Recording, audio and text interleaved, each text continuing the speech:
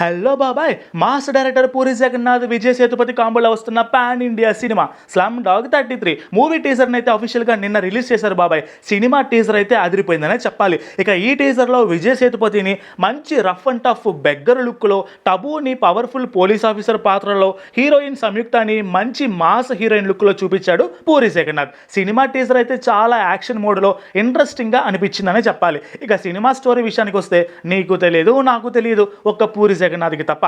So చాలా ఏళ్ళుగా మంచి హిట్ పడక పూరి జగన్నాథ్ కూడా చాలా టైం తీసుకొని ఒక స్పెషల్ థీమ్ స్టోరీతో రాబోతున్నాడు ఆడియన్స్ ముందుకి. మన తెలుగు సినిమా హీరోలకి మంచి మాస్ ఇమేజ్ ఇవ్వాలి అంటే ఒక్క పూరి జగన్నాథ్ వల్లనే అవుతుంది మామ.